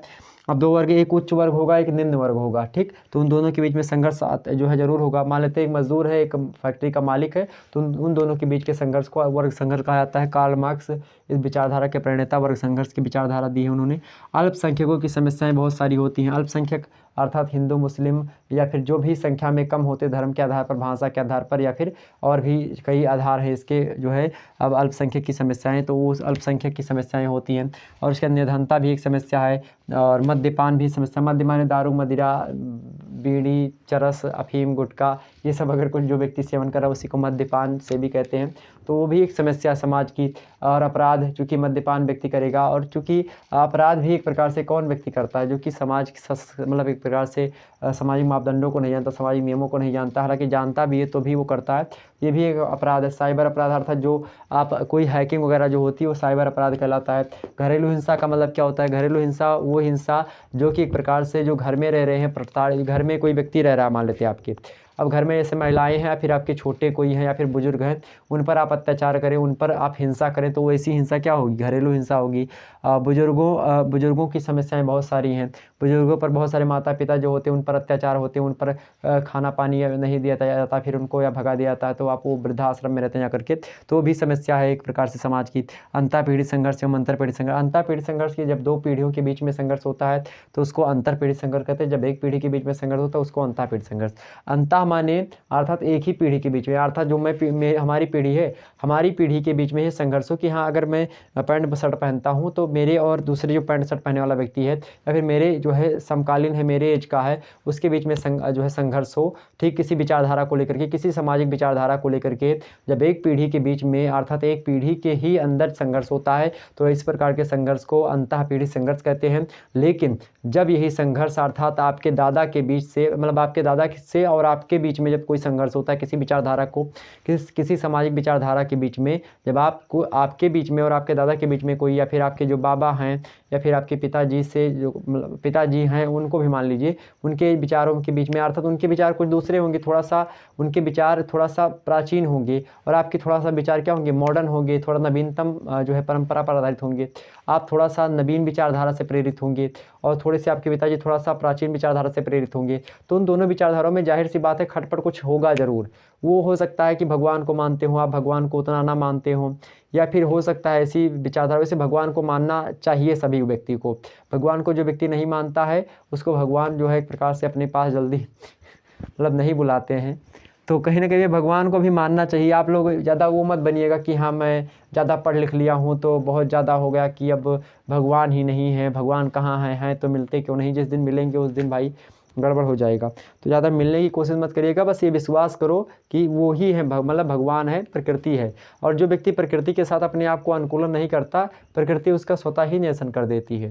ये बात फैक्ट है, ये बात बहुत सारे विद्वानों ने मानी है। तो ये चीज़ें होती कभी कभी आपके जो है पीढ़ी में संघर्ष, तो वो होता है पीढ़ी में संघर्ष। नेक्स्ट आपका आत्महत्या, ये भी एक प्रकार से सिद्धांत जो है किसने दिया था, आत्महत्या का सिद्धांत किसने दिया था, दुर्खीम ने दिया था। दुर्खीम, इमानुएल दुर्खीम जो कि समाजशास्त्री, उन्होंने आत्महत्या का सिद्धांत दिया था। तो उसमें भी हम देखेंगे, ठीक है, आत्महत्या का सिद्धांत, आत्महत्या भी एक प्रकार सामाजिक समस्या उन्होंने बताया इसमें। और विवाह मतलब चूंकि समाज के द्वारा सताया गया व्यक्ति ही आत्महत्या करने के लिए मजबूर होता है। कोई व्यक्ति स्वतः अपने आप को मारने के लिए प्रेरित नहीं करता, समाज के द्वारा उसको उकसाया जाता है बार बार आत्महत्या करने के लिए। वह व्यक्ति समाज से एक प्रकार से पीड़ित होता है, समाज के द्वारा सताया हुआ होता है, प्रताड़ित व्यक्ति होता है समाज के द्वारा। अब उसके कई कारण हैं, हम समझा देंगे आपको, हालांकि थर्ड ईयर और सेकंड ईयर दोनों में आप ये पढ़ेंगे आत्महत्या का सिद्धांत, तो उसमें चीज़ें होती हैं। और विवाह विच्छेद तो आप समझते हैं, तलाक वगैरह की समस्या, आतंकवाद, ये सभी एक समस्याएं हैं, ठीक। तो इन समस्याओं से निदान कैसे पाया जाए, इसको समाजशास्त्र के मतलब कि समाजशास्त्र जो होता है, इन जो आधुनिक समस्याएं होती हैं उन समस्याओं को हल करने में सहायक होता है। अब इसका फटाफट से एक बार स्क्रीनशॉट लीजिए, उसके बाद में मैं सबको मिटा दूँ, उसके बाद में फिर से एक नई स्लाइड आपके सामने प्रस्तुत करूँ। उसके बाद में हम जो है 4 आपका 5 हो गया, उसके बाद में हम 6वें मुद्दे पर चर्चा करेंगे, जो कि है क्या, ग्रामीण पुनर्निर्माण में सहायक होता है, ग्रामीण पुनर्निर्माण में सहायक होता है समाजशास्त्र। ओके, अब इसका स्क्रीनशॉट लीजिए, सभी लोग हो गया होगा स्क्रीनशॉट आपका, तो आप इसका स्क्रीनशॉट ले चुके होंगे। चलिए इसको मिटाते हैं, आप थोड़ा सा और भी आगे मुद्दों को हम समझते हैं, ठीक। ये 5 मुद्दे आपने समझ लिए, 5 महत्व आपने समाजशास्त्र के समझे। थोड़ा सा और महत्व समझ लीजिए, क्योंकि समाजशास्त्र इसी महत्व में भी आपको समाजशास्त्र के बारे में थोड़ा सा आइडिया लग जाएगा कि समाजशास्त्र होता क्या है। आपको समाजशास्त्र के महत्व से ही पता लग रहा होगा कि समाजशास्त्र के अंतर्गत क्या क्या चीज़ें होती हैं, आगे क्या क्या चीज़ें हमको पढ़ने को मिलेंगी। बड़ी उत्सुकता होती है किसी मुद्दे में, किसी विषय में हमको क्या क्या पढ़ना है। जब नई नई चीज़ें कुछ हमको मिलती है तो बड़ी इंटरेस्टिंग होती है, बड़ा अच्छा लगता है। तो वही चीज़ें यहाँ पर आपके सामने है। 6वां मुद्दा आपका क्या है भाई, ग्रामीण पुनर्निर्माण में सहायक। समाजशास्त्र जो होता है ग्रामीण पुनर्निर्माण में सहायक होता है। 6वां मुद्दा क्या है, ग्रामीण पुनर्निर्माण में सहायक। ऐसे लिखिए, ग्रामीण पुनर्निर्माण में सहायक, पुनर्निर्माण में सहायक। ओके, पुनर्निर्माण में सहायक। कौन सहायक है भाई, समाजशास्त्र सहायक है, बात ध्यान रखेंगे। ग्रामीण पुनर्निर्माण में कैसे सहायक है, आप ऐसे समझिए कि समाजशास्त्र जो होता है, समाजशास्त्र जो होता है मेरे भाई, उसमें देखेंगे गांव में बहुत सारी, लगभग आज बात की जाए तो भारत की जनसंख्या लगभग 60 से 70% ऐसे जो है व्यक्ति हैं जो कि कहाँ पर निवास करते हैं, गाँव में निवास करते हैं। कहाँ पर निवास करते हैं, गाँव में निवास करते हैं। लगभग की मैं बात कर रहा हूँ, लगभग मैं आगे लिख दूँ, और आप भी जब भी कोई डाटा ऐसा लिखें तो इसको लगभग लगा करके ही लिखेंगे। तो लगभग 60 से 70% जनसंख्या जो है गांव में निवास करती है। और ऐसी स्थिति में लगभग जो है बात की जाए, गांव में जो जनसंख्या निवास करती है उनमें बहुत सारी समस्याएं आप देख सकते हैं, जैसे कि अंधविश्वास हो गया, या इसी प्रकार से आप देखेंगे बेकारी हो गई, ठीक है, बेकारी हो गई। और उसके बाद में आप देखेंगे गरीबी हो गई, ठीक है, गरीबी के साथ साथ उनके पास जो है उत्पादन के साधन ना होना, उत्पादन के साधनों की कमी हो गई। या इसी प्रकार से आप देखते हैं संचार की कमी होती है, वहाँ पर नेट वगैरह सही तरीके से संचार की कमी होती है, ठीक है, संचार की कमी हो सकती है। यातायात की जो है कमी हो सकती है, ठीक है, यातायात की कमी हो सकती है। या इसी प्रकार से तमाम प्रकार की जो है समस्याएं जो होती हैं गांव में होती हैं। तो उसी गांव को आगे बढ़ाने में समाजशास्त्र मदद करता है। उनकी समस्याओं का अध्ययन करता है समाजशास्त्र, और उनकी समस्याओं का अध्ययन करने के बाद में उस समस्या से कैसे निदान पाया जाए, उस समस्या को कैसे मात दिया जाए, और इस पर फोकस करता है समाजशास्त्र, ठीक। तो लगभग बात की जाए तो ये चीज़ें होती, तो यही होगा आपका समाजशास्त्र ग्रामीण पुनर्निर्माण में सहायक। मतलब गाँव को एक प्रकार से अच्छे तरीके से ठीक ठाक करता है। जो ग्रामीण रीति रिवाज है, परंपराएं हैं, जो कि रूढ़िवादिता है, मतलब कि जो परंपरागत रूप से चल रही हैं, जो कि गलत चीज़ें हैं, उन गलत चीज़ों में सहायता प्रदान करता है कौन, समाजशास्त्र, ठीक। इतनी बातें क्लियर हुई यहाँ पर। अब अगला मुद्दा हम देखेंगे, इसका स्क्रीनशॉट लीजिएगा सभी लोग आप। उसके बाद में अगला मुद्दा आपका कौन सा भाई, अगला मुद्दा है नगरीय विकास में सहायक। क्या, नगरीय विकास में सहायक। इसको थोड़ा सा हम बात कर लेते हैं कि किस प्रकार से नगरीय विकास में सहायता प्रदान करता है समाजशास्त्र। आइए बात कर लेते हैं। बड़ा इंटरेस्टिंग जो है विषय आप पढ़ रहे हैं, और बहुत ही मज़ा आ रहा होगा निश्चित तौर पर, मुझे लग रहा है। मुझे भी पढ़ाने में मज़ा आ रहा, तो आपको ज़रूर पढ़ा होगा। तो हमने क्या बताया, हमने आपको बताया कि जो है नगरीय विकास में सहायक, कहाँ पर भाई, नगरीय विकास में सहायक। लगातार आप देखते हैं नगरीय विकास में सहायक, नगरीय विकास में सहायता समाजशास्त्र प्रदान करता है, क्योंकि समाजशास्त्र के द्वारा जो समाज के जो पिछड़े वर्ग हैं अर्थात जो ऐसे ग्राम हैं, मतलब चूँकि समाज का अध्ययन क्या आता है और समाज में क्या होता है भाई, समाज में तमाम सारी चीज़ें आप देखते हैं। ऐसा जो है मान लेते हैं गाँव के बारे में उसने देखा, समाजशास्त्री ने देखा कि हाँ इस गाँव में एक प्रकार से थोड़ा सा डेवलप हो गया, थोड़ा सा और अगर डेवलप हो जाता तो ये कहीं ना कहीं पे एक हाईटेक सिटी के रूप में परिवर्तित हो जाता। या फिर इसमें कोई अगर उद्योगों का, तो मान लेते हैं क्या होता है इससे समाजशास्त्र के द्वारा क्या होता है, उद्योगों का विकास कहीं ना कहीं पे होता है। तो क्या होता है, उद्योगीकरण होता है, औद्योगिकरण जिसको आप कह सकते हैं, औद्योगिकरण। औद्योगिकरण जो होता है ये समाजशास्त्र की ही एक प्रकार से विचारधारा औद्योगिकरण। और औद्योगिकरण जब होता है, औद्योगिकरण जैसे जैसे बढ़ेगा, औद्योगिकरण बढ़ने के साथ साथ क्या होता है, नगरीकरण भी बढ़ता है, नगरीकरण भी बढ़ता है। ओके, यह बात ध्यान रखिए, नगरीकरण भी बढ़ता है। और नगरीकरण चूँकि इसलिए बढ़ता है, क्यों बढ़ेगा नगरीकरण, औद्योगिकरण के बढ़ने के तदुपरांत नगरीकरण जो होता है ये बहुत तेज़ी से बढ़ता है। क्यों बढ़ता है, मान लेते हैं कि मुकेश अंबानी जी, मान लेते हैं एक प्रकार से एक उदाहरण लीजिए कि मुकेश अंबानी जी हैं, ठीक है, मुकेश जी हैं। अब मुकेश जी को एक क्या हुआ, फैक्ट्री लगवाना हुआ, और फैक्ट्री कहाँ पर लगवानी है, उनको किसी एरिया में लगवानी जहाँ पर क्या हो। और फैक्ट्री लगाने के लिए उद्योगों के विकास के लिए क्या क्या चाहिए, किसी उद्योग को स्थापित करने के लिए सबसे पहले मुद्दा है, सबसे पहली बात क्या होनी चाहिए, किसी उद्योग को स्थापित करने के लिए, एक मिनट समझ लीजिए आप, अक्ताई मतलब कि आप ज़्यादा जो है वो मत लीजिए कि हाँ आज सर जी बहुत ज़्यादा पढ़ा रहे, लंबा खींच रहे हैं, क्योंकि अगर आप यहाँ पर आज समझ लेंगे ना तो कभी जीवन में आपको तकलीफ नहीं होगी। चाहे आप टीजीटी की परीक्षा दें, आगे चल कर के पीजीटी की परीक्षा दें, या आने वाली जो नेट जेआरएफ की परीक्षा वो दें, या कोई भी परीक्षा आप दें, तो उसके लिए मोस्ट इंपॉर्टेंट लेक्चर है, अब आप ध्यान रखेंगे। तो मान लेते हैं जो उद्योग होता है, उद्योगों को विकास के लिए क्या क्या चाहिए, एक तो यातायात का होना आवश्यक है, यातायात तो वहाँ तक सड़कें अच्छी खासी मात्रा में हो। दूसरा चीज़ क्या है, संचार हो वहाँ पर, संचार मतलब कि क्या, फ़ोन वगैरह नेट वगैरह सही तरीके से चलता हो, फ़ोन अच्छे तरीके से बातचीत होती है। उसके बाद में उद्योग के साथ वहाँ पर सस्ते श्रमिक मिल जाएँ, क्या, सस्ते श्रमिक मिल जाएँ। ओके, सस्ते श्रमिक मिल जाएंगे तो उद्योग क्या होगा, उसका विकास होगा, सस्ते श्रमिक मिल जाएँ। उसी के साथ साथ क्या हो जाए, बाज़ार जो हो, बाज़ार नज़दीक हो, थोड़ा सा बाज़ार थोड़ा सा क्या हो, नज़दीक हो, बाज़ार थोड़ा सा क्या हो, नज़दीक हो। और वहाँ पर क्या हो, इलेक्ट्रॉनिक चीज़ों की एक प्रकार से क्या हो, बढ़ोतरी, मतलब कि जो एक प्रकार से वैज्ञानिक टेक्निक्स जो है वहाँ पर मौजूद हो, मतलब तकनीकी का विकास वहाँ पर थोड़ा सा हो, तकनीकी का विकास हो। अब मान लेते हैं गांव वगैरह में तकनीकी का विकास नहीं है, संचार होता है लगभग अधिकतर गाँव में, यातायात भी हो है, सस्ते श्रमिक गाँव में मिलते ही हैं, और बाज़ार से थोड़ा सा मान लेते हैं नज़दीक नहीं दूर है, तो इसलिए 3 फैक्टर आपके मजबूत हो जाते हैं। अब इसको लेकर के मुकेश अंबानी जी ने क्या किया, मुकेश अंबानी जी ने एक फैक्ट्री स्थापित कर दी, क्या, मान लेते हैं मुकेश अंबानी जी ने एक फैक्ट्री स्थापित कर दी मेरे भाई, यहाँ पर एक फैक्ट्री उन्होंने बना दी, ठीक, यहाँ पर फैक्ट्री बनी। अब यहाँ से क्या होगा, मुकेश अंबानी जी क्या करेंगे, कोई बिहार का आदमी है, कोई यूपी का है, या दिल्ली मान लेते गाज़ियाबाद के, यहाँ पर गाज़ियाबाद में किया, या फिर कोई ऐसे एरिया में किया जहाँ पर कोई नहीं, मरा राजस्थान में कर लिया, यूपी से आदमी आए, कुछ दिल्ली से आदमी हो गए, या फिर कुछ बात की जाए अलग स्थानों से, कुछ उड़ीसा से आए, कुछ पश्चिम बंगाल से आ गए, कुछ अलग अलग स्थानों से मान लेते भारत के कोने कोने से लोग बुलाया गया मजदूरी करने के लिए। कोई जो है इंजीनियरिंग के तौर पर आया, कोई वर्कर है, कोई अलग अलग प्रकार के लोग जो हैं वो सभी लोग क्या करेंगे, सभी लोग कहाँ पर आएंगे, सभी लोग जो है यहाँ पर आने का प्रयास करेंगे। कहाँ पर आएंगे भाई, सभी लोग जो होगा यहाँ पर आने का प्रयास करेंगे, मतलब कि इस फैक्ट्री में काम करेंगे।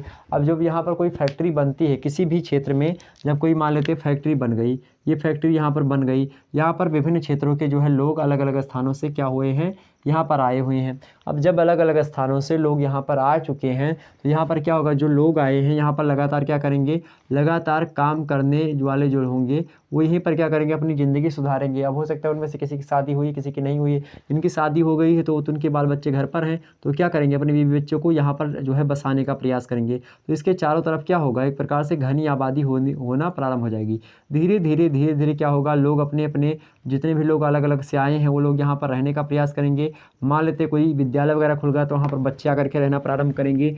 मान लेते कोई और संस्था खुल गई, मान लेते हैं जब एक उद्योगों का विकास होता है तो वहीं पर कई उद्योग वहाँ पर स्थापित किए जाते हैं, जिसके माध्यम से वहाँ पर क्या होता है, तमाम प्रकार के वहाँ पर लोग टावर वगैरह भी लगवाते हैं अपने अपने जो है, वोडाफोन हो गया या फिर चाहे एयरटेल हो गया, या फिर कई प्रकार के जो बीएसएनएल, या अलग अलग प्रकार की जो चीज़ें होती हैं, अलग अलग वहाँ पर इंफ्रास्ट्रक्चर का विकास होगा।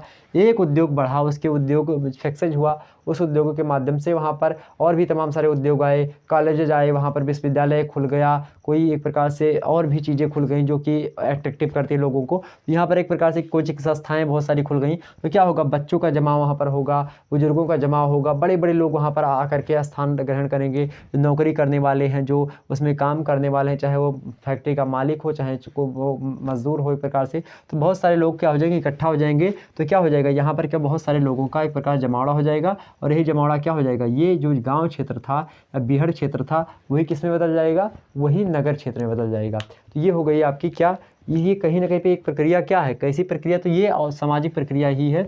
सामाजिक प्रक्रिया के द्वारा ही क्या होता है, विकास होता है, किसका, जो है नगरों का। ठीक है, इतनी बात समझ में आई। इसका फटाफट से एक बार स्क्रीनशॉट लीजिए, उसके बाद में हम थोड़ा सा और आगे बढ़ते हैं और इन मुद्दों को समझने का प्रयास करते हैं। तो चलिए आपके सामने और प्रस्तुत करते हैं। लिखने में थोड़ा सा टाइम ज़्यादा लग रहा था, इसीलिए हमने इसको पहले से लिख दिया आपके सामने, ताकि आपका समय ज़्यादा नष्ट ना हो। यहाँ पर आप समझने का प्रयास करें आप सभी लोग। सबसे पहले यहाँ पर आपने समझे कि हम 8वां नंबर पॉइंट क्या है, सामाजिक नियोजन में सहायक। समाजशास्त्र जो होता है सामाजिक नियोजन में सहायक होता है। सामाजिक नियोजन का मतलब क्या होता है कि समाज में नियोजन, एक प्रकार से सामाजिक सुरक्षा, मतलब कि समाज में जो तारतम्यता होती है, सामाजिक नियंत्रण कैसे बनाने रखना है, तो उसी को सामाजिक जो है एक प्रकार से क्या बोला जाता है, सामाजिक नियोजन मतलब होता है सामाजिक नियंत्रण। समाज को कैसे कंट्रोल में रखा जाए, सामाजिक नियमों को कैसे चलाया जाए, समाज के जो लोग हैं वो अच्छे कार्य कैसे करें, इसी को सामाजिक नियोजन कहते हैं। मतलब समाज में जैसे आप कोई चीज़ कर रहे हैं तो उसको कैसे मैनेज करें, ठीक, तो कोई चीज़ जो अच्छी तरीके से चलती रहे, तो वही होता है सामाजिक नियोजन। उसमें सबसे पहले बात की है, समाजशास्त्र जो होता है मूलभूत सामाजिक सेवाओं को एक प्रकार से समाज, जैसे शिक्षा हो गया, स्वास्थ्य हो गया, इसकी बढ़ोतरी करता है, इसको देता है। साथ ही साथ ग्रामीण एवं नगरीय कल्याण भी करता है समाजशास्त्र। उसके साथ ही साथ समाज के बारे में बात की जाए तो समाज के दलित और जो कमज़ोर वर्ग के लोग हैं उनका भी कल्याण करता है, और इसके साथ ही सामाजिक सुरक्षा की जिम्मेदारी भी समाजशास्त्र के ऊपर ही होती है। तो कहीं पे 4 पॉइंट जो हैं ये सामाजिक नियोजन में सहायक होते हैं, तो इसको आप लोग नोट डाउन करके लिख लीजिएगा। ओके, ये मोस्ट इंपॉर्टेंट फैक्टर है जो कि हमने आपके सामने प्रस्तुत कर दिए। अगला पॉइंट आपके सामने क्या है, अगला पॉइंट आपके सामने है पारिवारिक जीवन को सफल बनाने में मतलब सहायक होता है समाजशास्त्र। 9वां नंबर पॉइंट है, पारिवारिक जीवन में जो है प्रकार से क्या, पारिवारिक जीवन को सफल बनाने में सहायता मिलती है, किससे, समाजशास्त्र से। ठीक, तो और 10वां पॉइंट हम देखेंगे कि व्यवसाय के रूप में किस तरीके से समाजशास्त्र उपयोगी। व्यवसाय का मतलब क्या होता है कि अर्थात किस प्रकार से आप समाजशास्त्र अगर पढ़ते हैं तो इसके आपको नौकरी कौन कौन सी मिल सकती है, या फिर आप किस तरीके से कार्य कर सकते हैं समाज में, या क्या फ़ायदा आपको हो सकता है, उसके महत्व को समझते हैं। ठीक, हालांकि यहाँ पारिवारिक जीवन को सफल कैसे बनाया जा सकता है, पहले जैसे विवाह वगैरह होता था तो अंतःजातीय विवाह होता था, मतलब कि अंतःजातीय मतलब कि एक ही जाति के अंतर्गत विवाह, अपनी जाति, एक जो जाति का व्यक्ति है वो अपनी जाति में ही विवाह करता था, और कुछ जैसे सपिंड हो गया, सप्रवर हो गया और पटीदार हो गया, इन सभी का विकास जो है नहीं, मतलब उन पर फोकस नहीं करता था।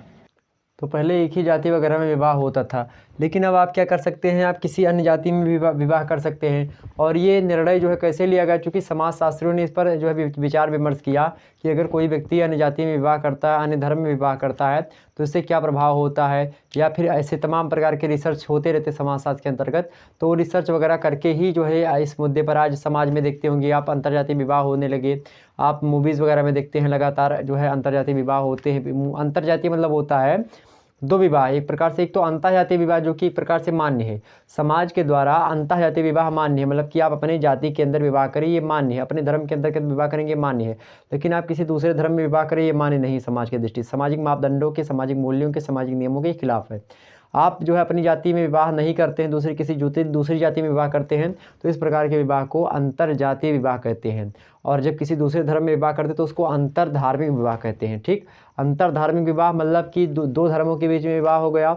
आप हिंदू धर्म के लोग हैं, आप मुस्लिम धर्म के किसी के प्राणी के साथ विवाह कर लेते हैं, तो क्या हो जाएगा, वो अंतरधार्मिक विवाह हो जाएगा। लेकिन आप किसी दूसरे जाति के जो है एक प्रकार से विवाह करते हैं तो वो क्या हो जाएगा, अंतरजातीय विवाह हो जाएगा। अब उसमें और तमाम प्रतिलोम विवाह, अनुलोम विवाह होते हैं। तो अनुलोम विवाह एक होता है। अनुलोम विवाह का मतलब क्या होता है कि जब लड़का कोई जो है उच्च वर्ग का हो, कोई लड़की निम्न वर्ग की होती है, तो उसको अनुलोम विवाह कहते हैं। और इस पर समाज जो होता है ज़्यादा उस पर जो है फोकस नहीं होता, ज़्यादा इसको मतलब ज़्यादा दंड इसके पात्र नहीं होता है, मतलब थोड़ा सा कम सज़ा मिलती है इसको करने से। लेकिन मान लेते हैं। और जो प्रतिलोम विवाह होता है, प्रतिलोम विवाह मतलब होता है कि जब लड़की जो होती है उच्च वर्ग की हो और कोई लड़का जो होता है वह निम्न वर्ग का या फिर निम्न जो है वर्ण का होता है, ऐसी स्थिति में ऐसे विवाह को हम क्या कहते हैं, प्रतिलोम विवाह कहते हैं।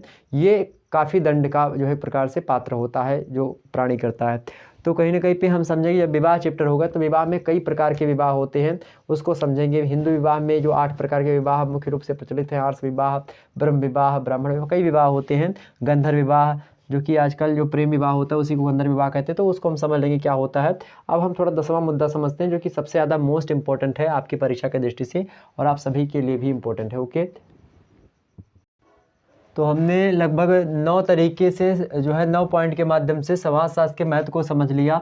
तो भारत में समाजशास्त्र का जो महत्व था हमने विस्तार से 9 पॉइंट के माध्यम से समझा। अब 10वां पॉइंट आप सभी जो है छात्र छात्राओं की दृष्टि से मोस्ट इम्पोर्टेंट है। मोस्ट इम्पोर्टेंट इसलिए है क्योंकि समाजशास्त्र आप पढ़ रहे हैं तो इसका बेनिफिट आपको क्या होगा, इसका प्रॉफिट क्या होगा, अर्थात समाजशास्त्र पढ़ के आप कौन कौन सी नौकरी ग्रहण कर सकते हैं और क्या क्या पद पा सकते हैं समाज में, चाहे वो जो है नौकरी का पद हो या समाज में कोई प्रतिष्ठा का पद हो, तो उसको कैसे आप प्राप्त करेंगे, उसके लिए 10वां पॉइंट आपके सामने विस्तार से लिखा हुआ है।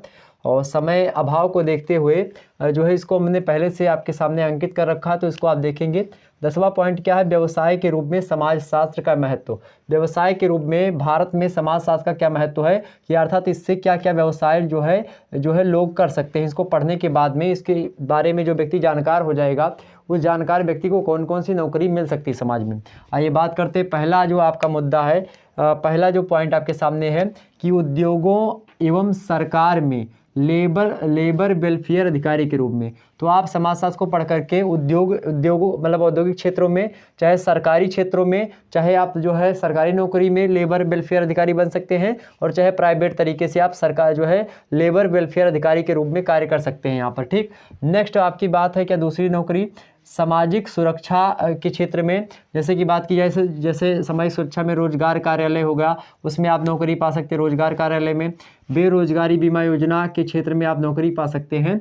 तो इससे क्या होगा, समाजशास्त्र पढ़ने से आप जब समाज के बारे में जानकारी प्राप्त करेंगे क्योंकि कौन सा व्यक्ति बेरोजगार है और बेरोजगार क्यों है, बेरोजगारी कैसे ख़त्म की जाएगी, रोजगार कैसे बढ़ाया जाएगा, तो इसलिए ये इस कार्यक्रम में आप जो है दाखिला ले सकते हो। इसमें आपको नौकरी मिल सकती है रोजगार कार्यालय में, क्योंकि रोजगार कार्यालय में रोजगार को बढ़ोतरी कैसे दी जाए, किस प्रकार से बेरोजगारी दर को कम किया जाए ताकि GDP आगे बढ़ सके, इसके लिए कार्य होते हैं। तो रोजगार कार्यालय में आपको नौकरी मिल सकती है समाजशास्त्र पढ़ने के बाद में। बेरोजगारी बीमा योजना के क्षेत्रों में आपको भी नौकरी प्राप्त हो सकती है। नेक्स्ट बात की जाए, अगला जो मुद्दा है आपका सामाजिक कल्याण के क्षेत्र में। अब सामाजिक कल्याण के क्षेत्र में आपको कैसे नौकरी मिलेगी, सामाजिक कल्याण के क्षेत्र में समाज कल्याण अधिकारी के रूप में आपको नौकरी मिल सकती है। समाज कल्याण अधिकारी, चूंकि समाज का कल्याण करना है तो समाज का कल्याण कौन सा अधिकारी करेगा, जो कि समाज के बारे में जानता होगा। और समाज का अध्ययन कौन करता है, समाजशास्त्र करता है। इसीलिए समाजशास्त्र जो कि समाज का अध्ययन करता है, इसीलिए समाज कल्याण अधिकारी जो बनेगा वो व्यक्ति समाजशास्त्र से पढ़ा लिखा होना चाहिए। तो समाजशास्त्र इसमें भी जरूरी है।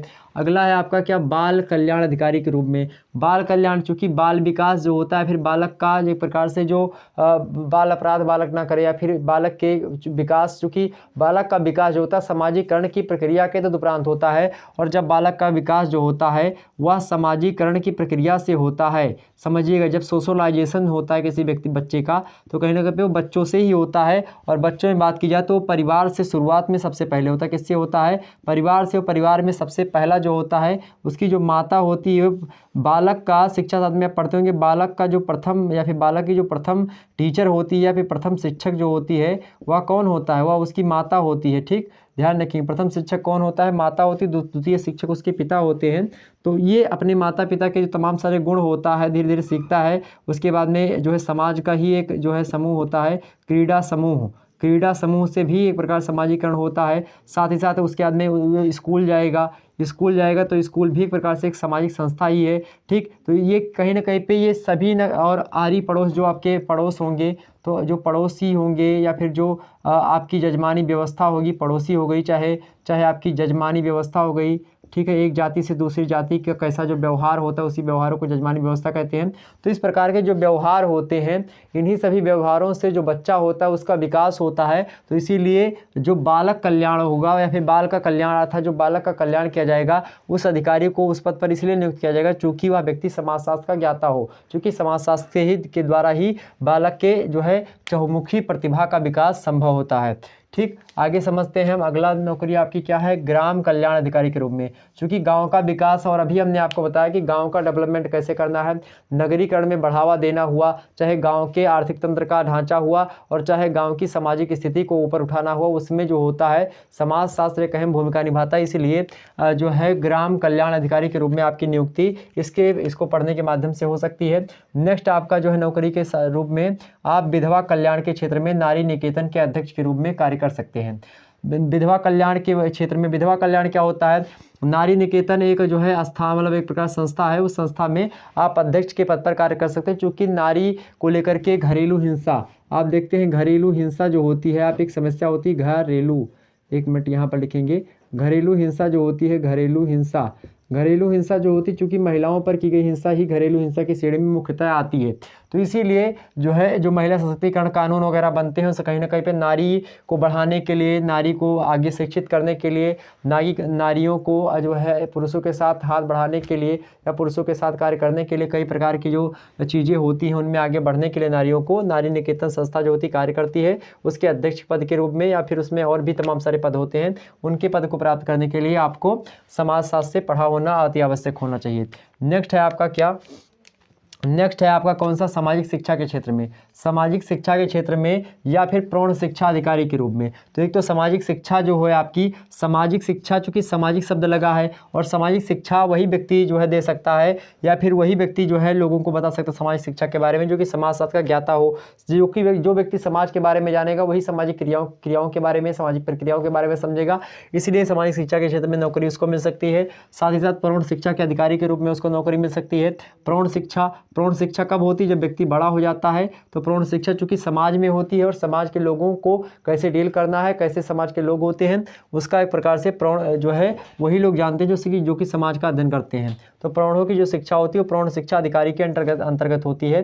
तो इसके क्षेत्र में आप नौकरी पा सकते हैं। उसके बाद में लास्ट है आपका परिवार नियोजन के क्षेत्र में आप सामाजिक शोधकर्ता के रूप में। सामाजिक शोधकर्ता अर्थात समाज का शोध आपको कैसे करना है, समाज में शोध आपको करना हुआ, तो उसके शोधकर्ता के रूप में आप परिवार नियोजन अर्थात जो एक प्रकार से जो जनसंख्या बढ़ रही है इसको कैसे कंट्रोल किया जाए, इसको लेकर के परिवार नियोजन एक प्रकार से एक जो है व्यवस्था है, उसी व्यवस्था के रूप में शोधकर्ता के रूप में, सामाजिक शोधकर्ता के रूप में आपकी नियुक्ति समाजशास्त्र पढ़ने के माध्यम से हो सकती है।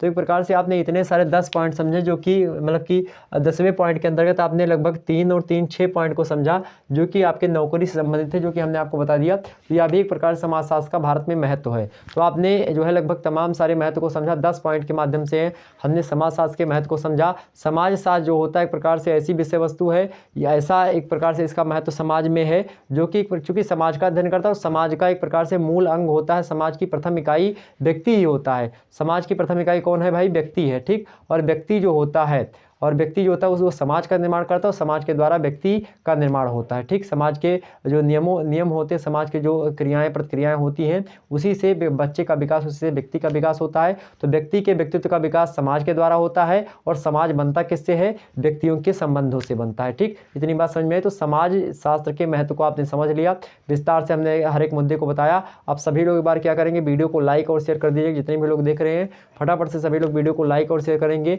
सभी लोगों को good night, all of you, good night मेरे भाई। सभी लोगों को धन्यवाद जुड़ने के लिए हमारे साथ, बहुत बहुत धन्यवाद। इसी प्रकार से आप लोग अपना प्यार दुलार बनाए रखें, और लगातार इस प्रकार से आपको वीडियो मिलती रहेगी। Okay, Shukla study point channel पे। और आपकी क्लासेस जो होंगी, हो सकता है कल आपकी कोई दूसरी क्लास हो जाए, तो आप लोग सुबह इन्फॉर्म कर दिया जाएगा। लगभग 2 बजे तक आपको यह पता चल जाता है कि हाँ कौन सी क्लास आज रात 9 बजे होनी है। तो उसके लिए आप लोग लगातार तैयार हो मतलब रहें, ताकि आपको नोटिफिकेशन मिलेगी। ये सोशियोलॉजी क्लास आपकी समाप्त हुई। ये लगभग तीसरा चैप्टर मेरे हिसाब से, मेरे अध्ययन की सुविधा के हिसाब से जो हमने कैटेगराइजेशन किया, उसके हिसाब से तीसरा वीडियो है और इसमें आपने समाजशास्त्र के महत्व को समझ लिया। ओके, मिलते हैं नेक्स्ट वीडियो में। तब तक के लिए जय हिंद, जय भारत। आप सभी का बहुत बहुत धन्यवाद जुड़ने के लिए हमसे।